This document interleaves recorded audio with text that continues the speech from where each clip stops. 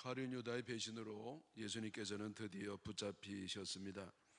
제자들은 예수님을 위한답시고 폭력을 행사하게 됩니다. 다른 복음서에 따르면 칼을 휘두른 사람 이름이 나오는데 베드로였습니다. 베드로가 대제사장의 종에 귀를 떨어뜨려서 참 작은 해프닝이 생기게 되었습니다. 베드로가 그 정확하게 오른쪽 귀를 겨냥했다기보다도 예수님 잡혀가는 것을 막기 위해서 애를 쓰지만은 잘 되지 않았을 때에 그저 막아보려는 심사로 칼을 휘둘렀는데 다행히 머리에 정통으로 맞지 않고 약간 빗나가서 귀에 맞은 것 같습니다. 이때 예수님께서는 베드로야, 참 내가 늦게나마 회개하고 나를 위해서 액션을 취해서 고맙다 그렇게 얘기하지 아니하시고 이것까지 참으라, 내가 참아야 될 게 많은데 이것까지 참아야 되느니라 그렇게 말씀을 하셨습니다. 그리고 예수님께서는 칼 맞은 그 종의 귀를 주워다가 도로 붙여 주셨습니다. 억울하게 이 붙잡혀 가시는 예수님을 보호하기 위해서 할 수 없는 상황에서 폭력을 쓰는 것은 정당방위 폭력이라고 할 수가 있을 겁니다. 그러나 예수님께서는 정당방위로서 폭력을, 다시 말해서 대응 폭력을 쓴다 할지라도 그것까지 참으라 그렇게 말씀을 하신 겁니다. 우리는 예수님의 가르침에 따라서 원수들이 아무리 악을 부리고 해를 끼친다 할지라도 폭력으로 대처해서는 안 될 것입니다. 그뿐만 아니라 대제사장의 귀를 거쳐주시는 예수님의 정신에 따라 원수까지 사랑하는 그 주님의 정신을 실천해야 될 겁니다. 여러분, 원수까지 사랑하는 것은 이해하기는 하나도 어렵지 아니한데 실천한다는 것은 거의 불가능합니다. 여러분, 원수 사랑은 우리 힘으로 도저히 할 수가 없습니다. 이는 힘으로 능으로 되지 아니하고 오직 나의 신으로 된다고 하셨기 때문에 우리가 성령의 사랑, 성령의 권능을 입어야 비로소 주님의 사랑을, 원수까지 사랑하는 사랑을 행할 수가 있으리라고 믿습니다. 그렇기 때문에 우리는 기도하지 않을 수가 없습니다. 늘 기도해서 주님의 힘을 입어야만이 우리는 주님의 명령대로 살아갈 수가 있는 줄 믿습니다. 잡히신 예수님께서는 대제사장 집이었던, 저택이었던 가야바 저택으로 끌려가셨습니다. 거기서 예수님은 밤새 조롱을 당하시고 매를 맞으셨습니다. 이 다른 복음서에 보면은요, 예수님께서 그 가야바 대저택에 가기 전에 먼저 안나스에게 신문을 받았다고 기록되어 있습니다. 안나스는 역시 대제사장이었는데 이 가야바의 사돈이 사위가 되겠습니다. 가야바가 사위이죠. 그래서 가야바의 장인입니다. 그래서 학자들이 하면은 이 당시에 그 실권자였다고 합니다. 그래서 이 안나스는요, 자기의 그 실권, 권력을 이용하고 남용해서 예수님을 데려다가 인신구속을 하고 희롱을 하고 신문을 하고 폭력을 씁니다. 여러분, 안나스와 가야바가 둘 다 예수님을 불법으로 인신구속을 하고 또 예수님께 폭행을 가하게 되었습니다. 예수님께서 억울하게 당하고 있는 이 순간에 베드로는 배신을 했습니다. 한 번도 아니고 두 번도 아니고 세 번씩이나, 그것도 저주하고 맹세하면서 예수님을 부인하게 됐습니다. 예수님으로서는 살아가시는 동안에 가장 위기에 닥쳐 있으시고 도움이 필요한 순간인데 제자들은 예수님은 멀리 떠나 있습니다. 큰 소리 치던 베드로는 예수님 근처에 있었지만은 말씀드린 것처럼 예수님을 부인했고요. 또 서로 누가 높으냐고 아주 큰 소리 치면서 다투는 제자들은 모두 예수님을 떠나 있었습니다. 여러분, 이것은 바로 제자들이고 바로 인간들의 모습인 것입니다. 인간은 이기적인 존재입니다. 손해가 나면 가차없이 떠나버리고 이익이 되면 가까이 가지 말라고 해도 가까이 갑니다. 아무리 나쁜 사람이라 하더라도 자기에게 뭐 잘해주면 그 사람은 100% 좋은 사람이고요. 아무리 좋은 사람이라 할지라도 자기에게 조금이라도 손해를 끼치면 나쁜 인간이 되는 겁니다.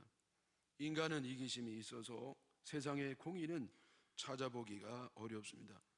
과거에는 그런 대로 절대자 하나님을 믿기도 하고 절대적인 선악의 기준도 인정을 하고 실행도 했습니다마는 요즘은 선악의 기준이 자기 자신에게 돌아오는 유익이 되기 때문에 상대주의적인 시대를 살고 있다고 보겠습니다. 자기에게 얼마나 손익을 주느냐, 그것이 선악의 기준이 되는 상대주의를 살아가는 것이 요즘이라고 생각이 됩니다. 예수님이 밤새 조롱을 당하시고 매를 맞으시고 그러다가 날이 샜습니다. 날이 새니까 예수님은 산헤드린 공회로 끌려가셨습니다. 산헤드린은 유대인들에게 최고의 권력 기관입니다. 입법, 행정, 사법, 종교까지 아우르는 그러한 최고의 종교 권력 기관인데, 여기서 사람들은 예수님께 물어봤습니다. 내가 하나님의 아들이냐? 간단합니다. 이 질문에 대해서 예수님은 너희들이 말하였느니라고 답변을 하셨습니다. 그러자 이들은 드디어 저들이 원했던 증거를 확보했다고 생각을 했습니다. 내가 하나님의 아들이냐? 이 질문은 몰라서 물은 게 아니고 예수님을 고소할 증거를 확보하기 위해서 꼬투리 잡는 질문이 되었습니다. 여러분, 예수님 외에 누가 하나님의 아들이 되겠습니까? 만약에 예수님 외에 누가 하나님의 아들이라고 하면 그는 심각하고 가장 중대한 죄인이 되는데, 즉 신성모독죄를 저지른 사람이 됩니다. 예수님은요 답변하시기에 내가 그래 너희들 말하는 것처럼 하나님의 아들이라고 하지 아니하시고 너희들이 그렇게 말하느니라고 말씀을 하십니다. 예수님은 틀림없는 하나님의 아들이십니다. 그러나 예수님을 믿지 않는 사람 눈에는 예수님이 한갓 정신적으로 문제가 있는 이단 교주 또라이 정도로 보게 됩니다. 그러므로 이 또 꼬다리를 잡는 거기에 대해서 예수님께서 증답을 할 필요가 없으시고 그냥 너희들이 하는 말이라고 말씀을 하신 겁니다. 그러나 그들은 드디어 꼬투리를 잡았다고 했습니다. 그들은 예수님을 잡아 죽이려고 혈안이 되어 있기 때문에 덫을 놓아서 질문을 하다가 그 예수님 답변을 이용해서 꼬투리를 잡게 되었습니다. 그리고 이제는 더 이상 증거가 필요 없다. 우리가 원하는 것을 얻었으므로 무슨 증거가 더 필요하겠는가? 그렇게 말을 합니다. 사실 예수님은 꼬다리를 잡힐 답을 하지 않으셨습니다. 내가 하나님의 아들이라고 하지 아니하시고 너희들이 그렇게 말했다고 했기 때문에 그것이 증거가 되지를 않습니다. 그러나 이들은 그것으로 증거를 잡았습니다. 꼬투리를 잡으려고 기대하고 있는 사람들은 기어이 꼬투리를 잡고야 맙니다. 만들어서라도 꼬투리를 잡습니다. 예수님은 꼬투리를 잡히지 않으셨어요. 그러나 저희들은 그것을 꼬투리로 잡아가지고 결국은 예수님의 고발할 조건을 만들게 되는 것입니다. 여러분, 예수님을 고소할 증거를 확보했다고 믿은 장로, 대사장, 서기관들은 이제 예수님을 끌고 빌라도에게 갑니다. 빌라도에게 간 건 왜냐하면 사형 언도권은 오직 로마 총독에게만 있었기 때문이었습니다. 로마에서 이제 식민 통치를 하는 가운데 웬만한 건 다 저희들에게 맡기면서도 이 사형하는 것, 언도하는 것만은 로마 총독이 가지고 있었기 때문에 저들은 로마 총독에게 가게 됩니다. 그리고 그들은요 이제 예수님을 고발하는데 첫째는 백성을 미혹했다는 겁니다. 사기를 쳤다는 것이죠. 예수님이 백성들의 사기를 쳐가지고 이렇게 나라가 혼란스러워졌다, 사기죄로 고발을 하고요. 그다음에 세금 납부를 반대하는 선동을 했다. 여러분, 예수님이 언제 세금 납부 반대 선동을 했습니까? 가이사의 것은 가이사에게로 그렇게 말씀을 하신 분인데 그걸 마땅히 내야 된다라고 말씀하신 것이죠. 비록 식민 통치를 받고 있는다 할지라도 우리가 국가에 낼 의무는 해야 된다 그러면서 말씀하실 뿐인데, 이걸 거꾸로 이제 세금 납부 반대 선동을 했다고 공무집행 방해죄로 또 고소를 하는 겁니다. 또 이제 자칭 왕이라고 그랬다. 여러분, 이거 이제 가장 큰 죄명이고요. 그래서 사형의 언도를 받을 수가 있는 겁니다. 그게 뭐냐? 영모죄라는 것이죠. 쿠데타, 음모죄, 쿠데타를 음모했다고, 자기가 왕이 됐다고 했다고 그렇게 거짓으로 고발을 합니다. 여러분, 예수님은 말씀드린 것처럼 하나님의 진리의 말씀을 증거하셨는데 그 사기친다고 봤고요. 또 선량한 백성이 되라고 얘기했는데 저들은 또 거꾸로 얘기했고요. 주님은 한 번도 온 세상의 진정한 왕이신데 왕됨을 자랑하거나 그것을 권력을 향유하거나 강조하지 아니하시고 가장 낮은 곳에서 겸손한 종으로 모습을 보이셨을 뿐이었습니다. 근데 이들은 거짓말을 이렇게 만들어 가지고, 날조된 거짓말을 가지고 최대한 많은 혐의를 예수님께 뒤집어 씌워 가지고 고소를 하고 있습니다. 한편 빌라도는요, 바보가 아니었거든요. 그래서 예수님에게서 아무리 봐도 죄가 없는 것을 알았습니다. 그리고 석방을 하려고 했습니다. 그러나 백성들이 하도 강력하게 석방을 반대하기 때문에 예수님을 헤롯 왕에게 보냅니다. 비겁한 사람은 양심과 정의에 따라 소신껏 행동하지 아니하고 남에게 책임을 떠넘깁니다. 빌라도는요, 이거 석방하기도 어렵고 자기가 데리고 있기도 어려우니까 마침 예루살렘에 온 그 헤롯 왕에게 예수님을 넘깁니다. 남에게 책임을 떠넘기는 것이죠. 자기가 해야 되는 것입니다. 근데 자기가 하지 아니하고 입장 곤란하니까 이제는 헤롯 왕에게 떠넘기게 됩니다. 여러분, 이런 것을 볼 때 오늘날 가장 필요한 덕목은 바로 용기라고 생각합니다. 제가 종종 말씀드립니다마는 오늘날 필요한 게 지혜입니다. 지혜. 올바른 통찰력을 가져야 됩니다. 무엇이 옳고 그른 것을 분별해야 됩니다. 여러분, 많은 사람이 하나님 뜻이라고 하는데 진정한 하나님의 뜻은 드뭅니다. 많은 사람이 정의를 부르짖는데 진정한 정의는요, 드뭅니다. 그래서 오늘날 지혜가 필요합니다. 정확히 파악하는 통찰력 가진 지혜가 필요하고요, 그 다음에 그 지혜대로 행할 수 있는 용기가 필요합니다. 왜냐하면 용기 있게 바른 말을 하면 악독한 사람들이 벌떼처럼 달려들어서 그 사람을 뜯어먹기 때문입니다.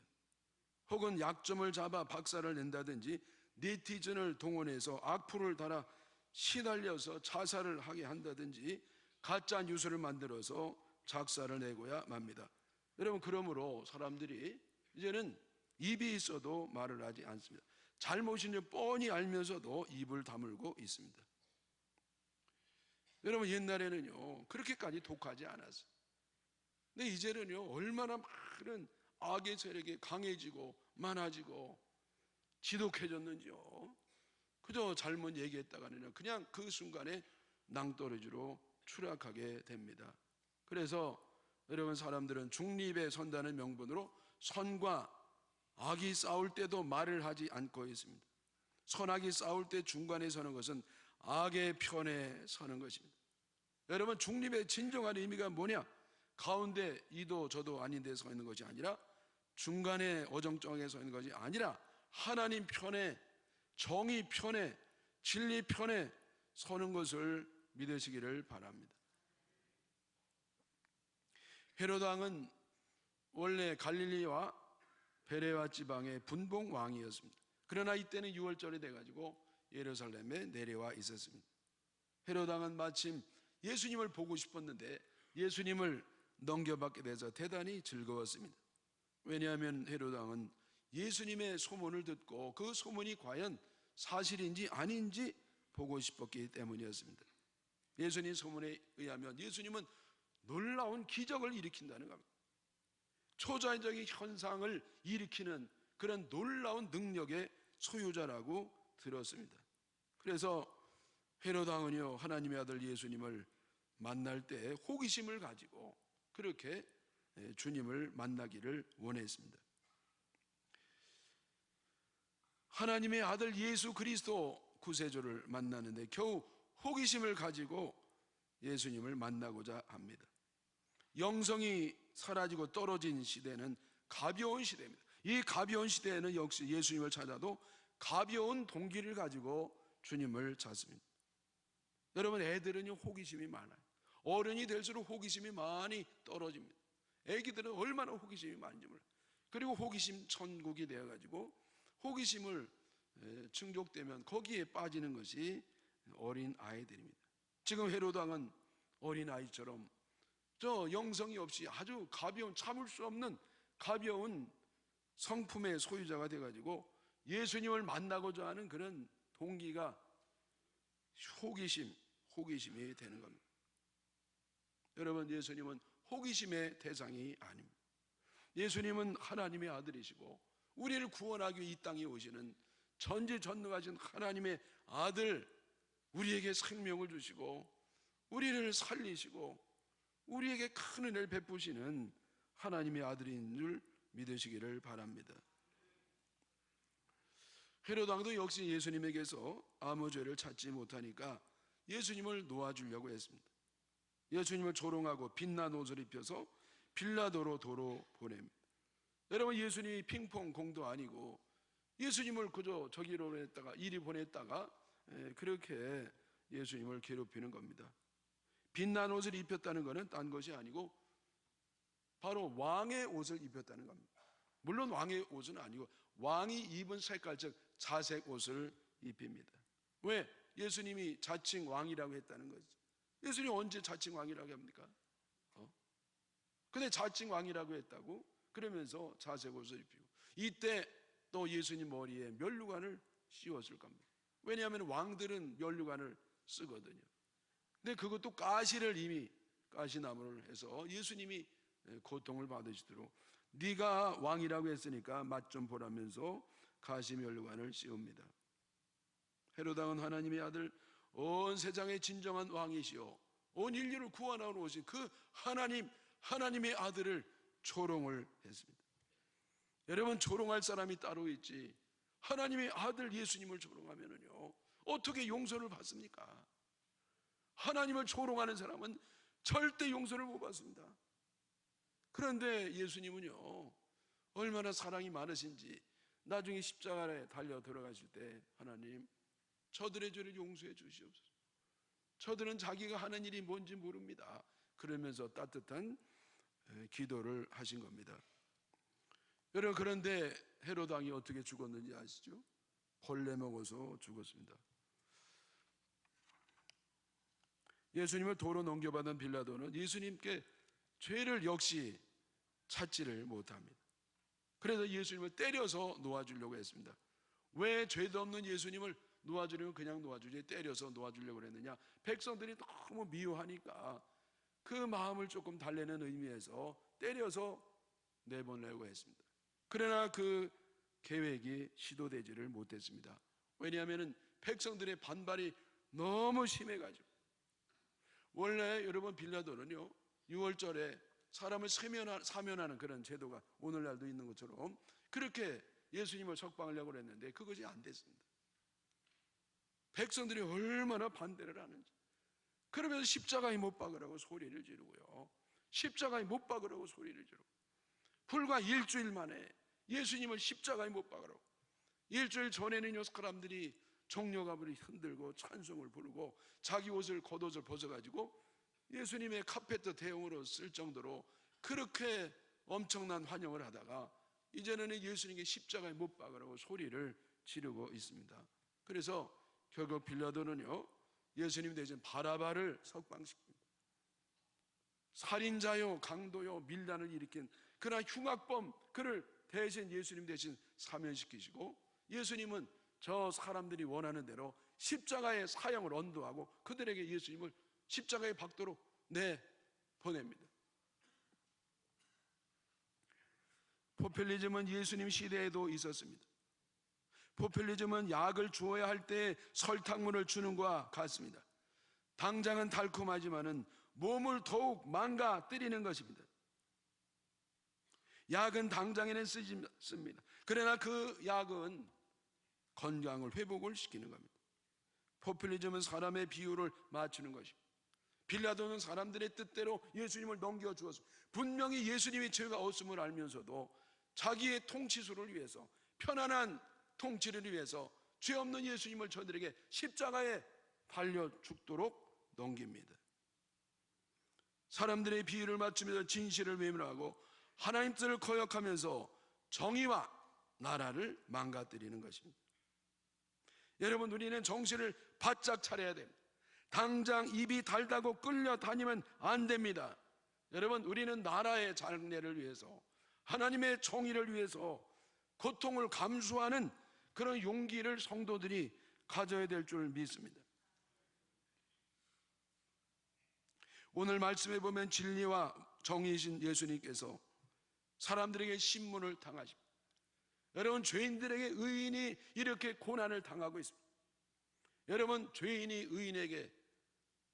죄인에게 고난을 받고 핍박을 받는 때는 말세에 분명합니다. 여러분, 예수님이 이렇게 핍박을 받으시는 거예요. 자기를 구원하려 온 사람들을, 그 예수님을 사람들이 십자가에 못 박아 죽이는 거죠. 사람들은 불법과 거짓과 불의를 예수님을 신문하면서 저지릅니다. 오늘날도 거짓과 불의가 성행합니다.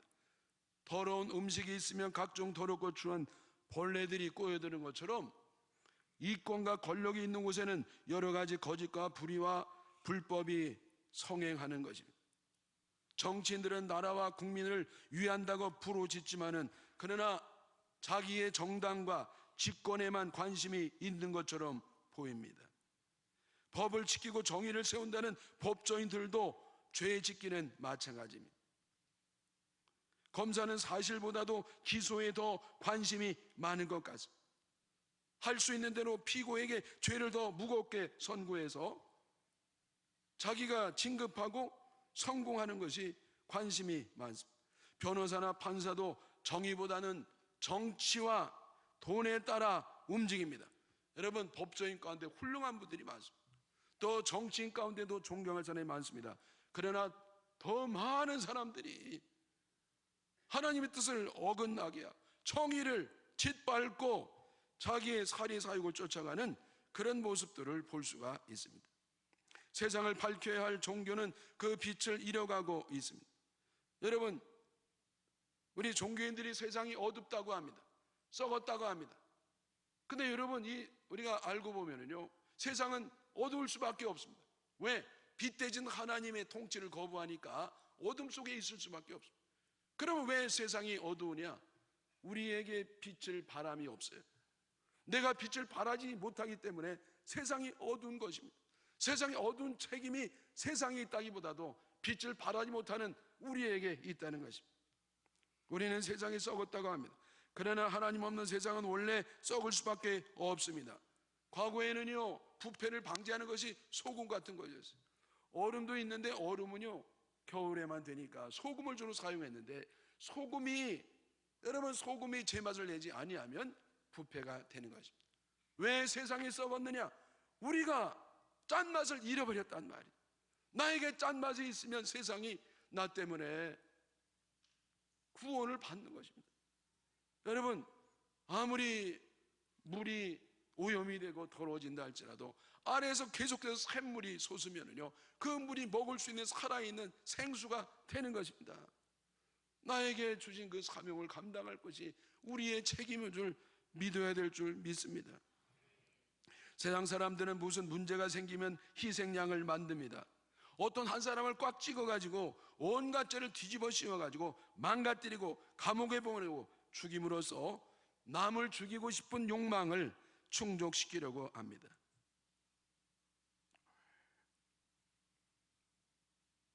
여러분, 사람들에게는 사람을 살리려는 착한 마음이 있습니다.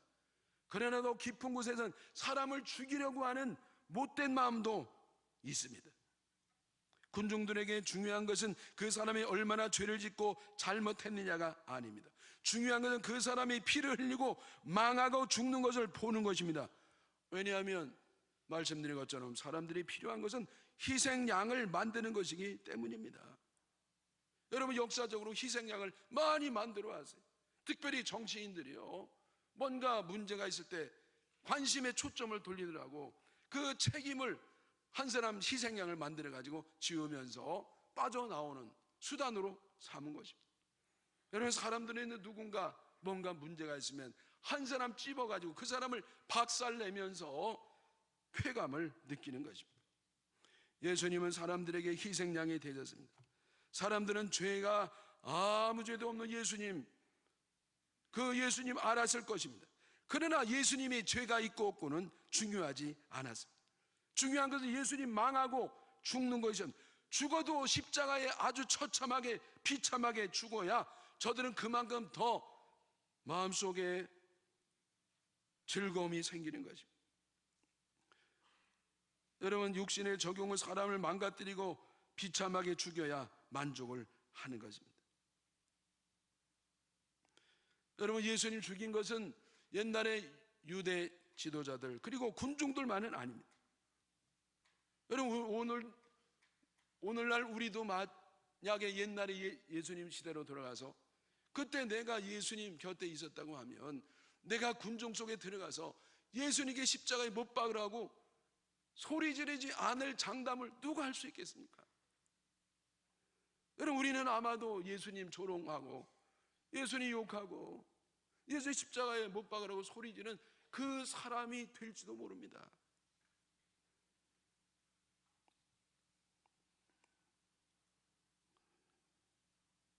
우리는 사실을 알지도 못하고 욕을 많이 했습니다. 남 잘 되는 꼴을 못 봤습니다. 시기심과 열등감 때문에 남 망하는 것을 은근히 원하고 즐겼습니다. 실수한 사람을 잔인하게 정죄를 했습니다. 잘못한 사람 절대로 용서하지 못했습니다. 여러분, 성경이 기록은 되지 않았지만은 성경의 정신을 어긴 적이 굉장히 많습니다. 여러분, 성경에 나와 있는 뚜렷한 살인죄라든지 도둑질이라든지 사기죄라든지 여러분 이런 것을 어기지는 않겠지만은, 그러나 성경이 기록되지 아니했지만은 하나님이 원치 아니하시는 하나님의 정신은 얼마나 많이 우리가 저지르고 있습니까? 우리는 너무 이런 미움은 정신적 살인이에요. 성경에 미워하지 말라는 말씀이 뚜렷하게 없으니까 우리는 마음껏 미워하면서 사람을 살려놓고 죽이면서 우리는 그것이 잘못인지 모르고 있는 것입니다. 여러분, 우리는요 완전히 가룟유다하고는 다른 사람이라고 생각해요. 옛날에 예수의 십자가에 못 박은 사람하고는 전혀 다르다고 생각하고 주님을 보호할 것이라고 생각하지만은, 그러나 막상 내가 그 시대에 그곳에 있다고 하면 과연 내가 정말 예수님을 목숨 걸고 보호해 줄 사람이냐, 네? 아니면 군중 속에 들어가 가지고 그냥 소리를 지를 사람이 될 것이냐.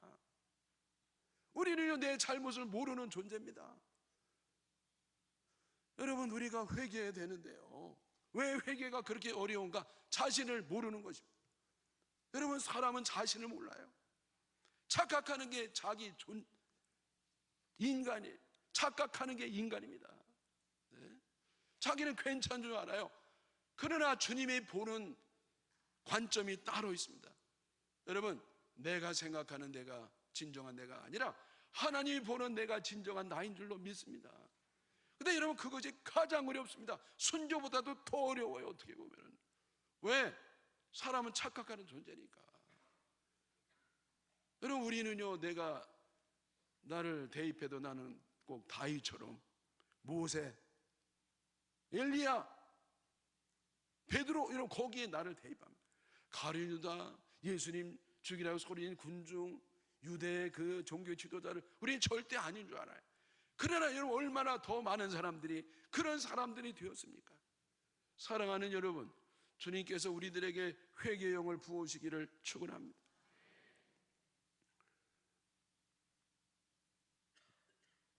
여러분, 아람 지금으로 말하면 시리아예요. 그 당시에 강대국에 군대 장관이 있었습니다. 이 장관은요 참으로 훌륭하고 빛나는 존재인데 비밀이 있었습니다. 그건 뭐냐, 속으로 문둥병이 있었습니다. 점점 살이 문드러지고요, 살이 썩어가고 죽어가는 그런 비참한 병이었습니다. 이거를 누설할 수도 없어요, 리더십 때문에. 그때 그 히브리에서 데려온 여종 하나가 우리나라에 가면 하나님의 종이 있는데 그에게 가면 우리 주인님의 병을 고칠 수가 있을 겁니다. 그래서 지푸라기도 잡는 심정으로 이스라엘로 왔습니다. 그랬더니 여러분, 마음에 안 드는 일이 벌어진 겁니다. 왜냐하면 이 나아만 장군은요, 적어도 자기 같은 사람이 오면은 이 엘리사가 나와가지고 직접 문안하고 그 아픈 부위에 손을 얹어서 안수라도 해줄 줄 알았더니 그게 아니라 아주 코빼기도 안 보이고요, 그냥 저 요단강 개울가에 가가지고 그냥 7번 씻고 가라는 것만 얘기했어요. 여러분, 나아만 장군은 너무나 화가 났어요. 자존심이 몹시 상했습니다. 아니, 우리나라엔 뭐 이름만한 강이 없어가지고 내가 여기까지 온 줄 아느냐?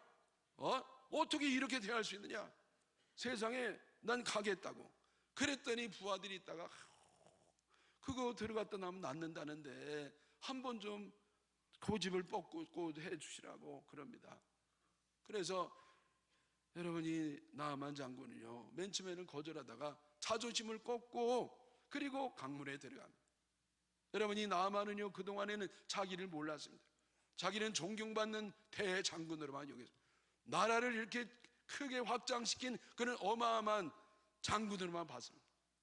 그러나 점점 요단강에 들어가면서 자신을 발견하는 은혜를 하나님이 주십니다. 그래서 이 나아만 장군이 회개하는데요, 자기는 위대한 장군인 줄만 알았는데 그게 아니라 많은 사람들, 많은 가정을 깨고 많은 사람을 죽이고 그러면서 가정을 파괴한 사람, 가장 사람들을 불행하게 한 사람이 자기라는 것을 깨닫게 됩니다.